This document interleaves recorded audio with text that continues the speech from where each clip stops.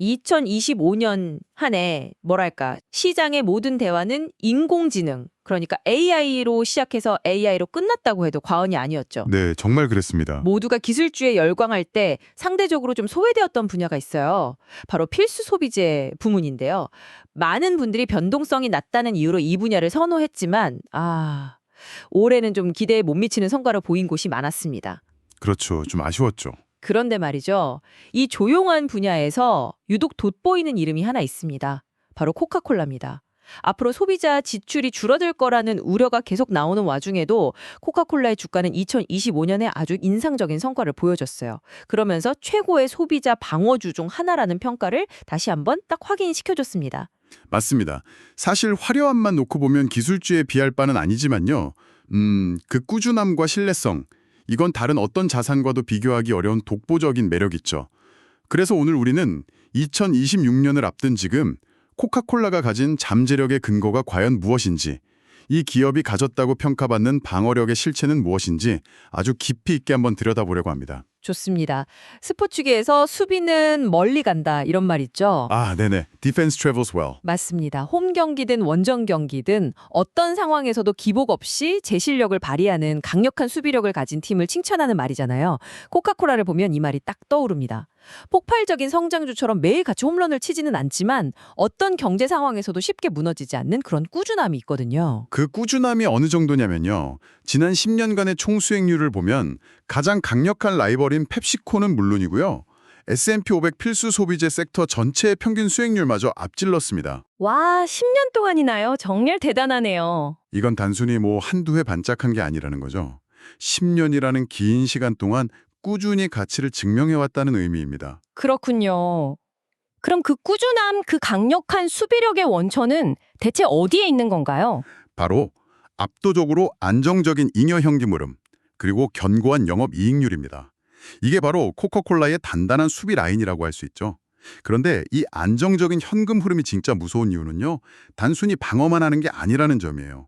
경기가 나쁠 때 공격적으로 변할 수 있는 총알이 된다는 겁니다. 그건 생각지 못한 관점이네요. 방어력이 아니라 공격을 위한 실찬이 된다는 말씀이시군요. 정확합니다. 한번 상상해 보세요. 불황이 왔을 때 경쟁사들은 허리띠를 졸라매고 마케팅 비용부터 줄이겠죠? 그때 코카콜라는 오히려 수십억 달러를 더 쓰면서 시장 점유율을 뺏어올 수 있습니다. 와, 혹은 자금난에 시달리는 유망한 브랜드를 아주 싼 값에 인수할 기회를 잡을 수도 있고요. 즉, 다른 기업에게는 위기인 불황이 코카콜라에게는 오히려 격차를 벌릴 기회가 되는 그런 구조입니다. 남들의 위기가 나의 기회가 된다. 굉장히 흥미로운 분석입니다. 이런 자신감이 있으니 CEO의 발언도 남다를 것 같은데요. 네, 바로 그 지점이 중요합니다. 제임스 퀸시 CEO가 최근에 이런 말을 했어요. 2026년 거시경제 환경은 순풍보다는 역풍이 더 많을 수 있다고요. 보통 CEO가 이런 말을 하면 시장은 좀 긴장하게 마련이잖아요. 그렇죠. 그런데 뉘앙스는 전혀 달랐습니다. 이건 위기에 대한 경고가 아니었어요. 오히려 외부 환경이 어떻게 변하든 우리는 우리가 통제할 수 있는 것, 즉 실행력, 혁신, 가격 정책에 집중해서 돌파하겠다는 자신감의 표현이었죠. 아하. 외부 파도에 휩쓸리지 않고 우리 배의 키를 굳게 잡고 있다는 그런 선언인 셈입니다. 훌륭한 수비 라인에 더해서 흔들리지 않는 지휘관까지 갖춘 셈이군요. 그런데 그 가격 정책이라는 부분에서 CEO가 소비자를 정말 잘 이해하고 있다는 느낌을 받았어요. 우리에게 가격 결정권이 있는 건 사실이지만 소비자들이 우리 원가가 올랐다고 해서 그걸 다 이해해 주지는 않는다는 말을 했더라고요. 네, 그 발언이 있었죠. 솔직히 이 말을 듣고 조금 놀랐습니다. 보통 CEO라면 어쩔 수 없는 가격 인상, 이걸 강조하기 마련인데 소비자의 입장을 정확히 꿰뚫어보고 있다는 인상을 받았거든요. 이게 정말 다른 기업들과 차별화되는 특별한 점이라고 볼 수 있을까요? 아주 날카로운 질문입니다. 물론 립서비스일 수도 있죠. 하지만 이걸 행동과 연결해서 보면 의미가 달라집니다. 요즘 슈링크플레이션이라는 말 다들 들어보셨을 겁니다. 그럼요. 가격은 그대로인데 양이 줄어드는 거예요. 맞습니다. 가격은 그대로 두거나 살짝 올리면서 양을 슬쩍 줄여서 소비자를 기만하는 행태 말이죠. 소비자들의 불만이 지금 하늘을 찌르고 있습니다. 맞아요.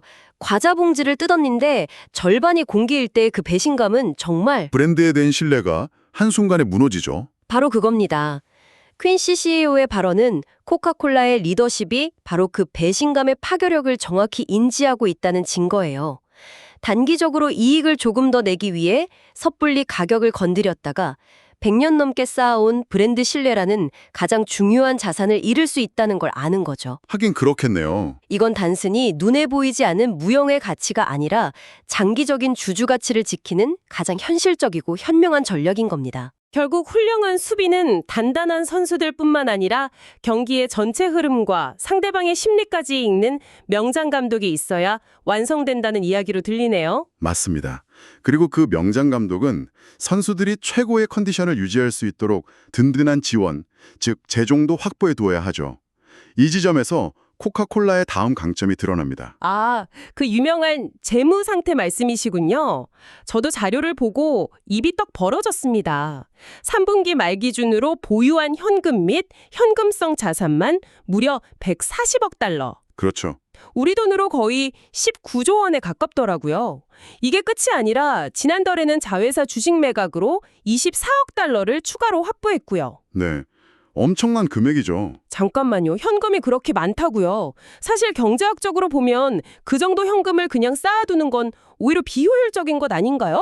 그 돈으로 투자를 하거나 주주에게 돌려주는 게 더 낫지 않나요? 훌륭한 지적입니다. 실제로 현금은 쓰레기다라고 말하는 투자자들도 있죠. 하지만 코카콜라의 경우는 조금 다르게 봐야 합니다. 이 막대한 현금은 비효율적인 자산이 아니라 어떤 위기에도 흔들리지 않게 만드는 재무적 해자이자 회복 탄력성 그 자체입니다. 재무적 해자요? 네. 예상치 못한 팬데믹이나 금융위기가 닥쳤을 때 외부의 도움 없이도 스스로 버텨내고 오히려 새로운 기회를 모색할 수 있는 힘의 원천이 되는 거죠. 일종의 비상금을 넘어선 전력적인 예비 자산이라는 개념이군요. 그렇습니다. 여기에 부채 건전성을 보여주는 지표를 더하면 그림이 더 명확해집니다. 순부채 대비 삼각전 영업이익 비율이라는 게 있는데요. 말이 조금 어렵네요. 쉽게 설명해 주실 수 있을까요? 물론입니다. 이건 쉽게 말해서 회사가 한 해 동안 벌어들인 현금성 이익으로 모든 빚을 갚는데 몇 년이 걸리는가 이걸 보여주는 건강검진표 같은 거예요. 아하. 이 수치가 낮을수록 건강한 거죠. 그런데 코카콜라는 이 수치가 회사가 목표로 하는 2배에서 2.5배 사이에서 아주 안정적으로 관리되고 있습니다. 2배에서 2.5배요? 네. 즉, 마음만 먹으면 2년 간 안에 모든 빚을 다 갚을 수 있을 정도로 재무 체력이 튼튼하다는 뜻입니다. 와, 2년 반이라니 정말 탄탄하네요. 여기에 S&P 글로벌로부터 받은 A+라는 높은 신용 등급까지 더하면 활용점정입니다. 이건 코카콜라가 원한다면 언제든지 시장에서 아주 유리한 조건으로 돈을 빌릴 수 있다는 의미거든요. 그렇군요. 정리하자면 막대한 현금이라는 두꺼운 갑옷을 입고 부채 비율이 낮아 몸은 날렵한데 필요하면 A+ 신용 등급이라는 무기고에서 최고의 무기를 즉시 가져올 수도 있는 그야말로 중무장한 장수인 셈이죠. 결국 이 세 가지를 종합해보면 그림이 명확해지는 것 같습니다.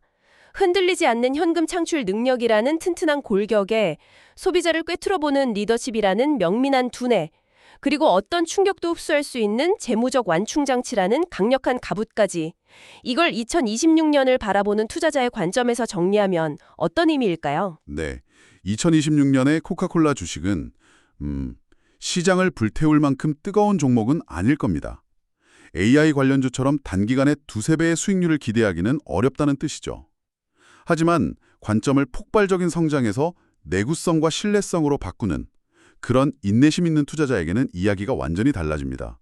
어떤 식으로 달라지나요? 첫째, 어떤 경제 폭풍 후에도 흔들리지 않는 안정적인 현금 흐름. 둘째, 단기 이익에 급급하지 않고 브랜드 신뢰라는 장기적 가치를 지키는 현실적인 리더십. 그리고 셋째, 어떤 위기에도 버틸 수 있는 철옹성 같은 재무 상태. 이 세 가지 핵심 요소가 완벽하게 결합되어서 코카콜라는 잘 분산된 포트폴리오에 아주 실용적이면서도 든든한 한 축이 될 수 있다는 겁니다. 단순히 음료를 파는 회사가 아니라 이 불확실한 시대에 안정성이라는 매우 귀한 가치를 제공하는 자산으로 봐야 한다는 말씀이시군요. 맞습니다.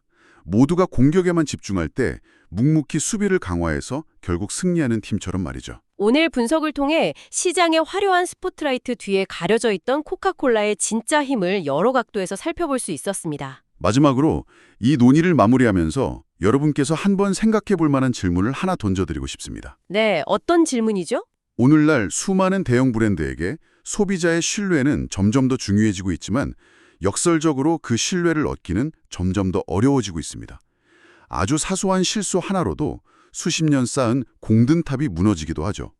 그렇죠. 그렇다면 오늘 우리가 살펴본 코카콜라의 신중한 가격 정책과 흔들림 없는 실행력에 대한 직중이 단순히 어려운 시기를 버텨내는 방어적 특성을 넘어서요, 앞으로 다가올 미래에 경쟁사들을 압도하는 가장 강력한 경쟁 우위, 즉 최고의 공격 무기가 될 수는 없을까요? 그 답을 스스로 고민해 보시는 것도 아주 흥미로운 관점이 될 것 같습니다.